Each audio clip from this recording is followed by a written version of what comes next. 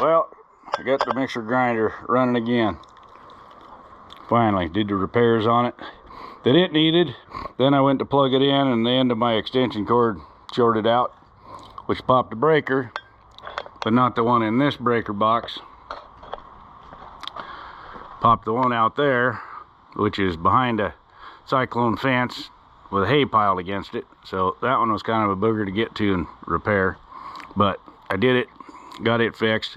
I replaced it with a 60 amp breaker because it was a 50, and put the 60 amp breaker or 50 amp breaker in here. So if I get more tripping going on, it should be in here on the lighter breaker. So that should solve that problem. And I've got the auger in at the bottom of this machine. Augers the stuff out to the little tool I built for my baggies to go on. And it's working pretty slick. So we'll get her set up here and show you. I set a switch up because I was all bent over lifting the lid to turn it off every time, and that wasn't working. So I've rigged up a little switch because the machine turns off every time the lid goes up. So that's the best shut-off switch I've got. And when this thing is full, it fills a baggie in about 6 seconds. Right now, it's taking a little longer because there's not as much material hitting the auger. But we'll go ahead and fill a few of them here. Still way better than doing them by hand. You know, where I was scooping them out and shoving it in the baggie.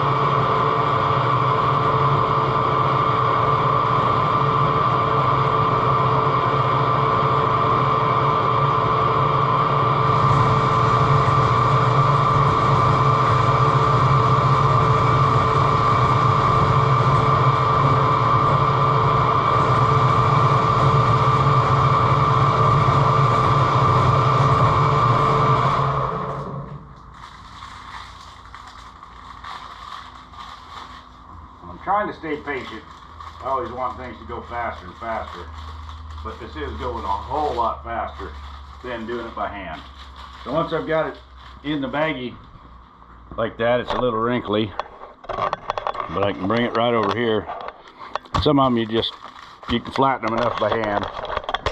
Some of them need a little more, and they'll, you know, I can usually flatten them before I put them in if I need to too, but you can just run this roller over it, get it smashed down.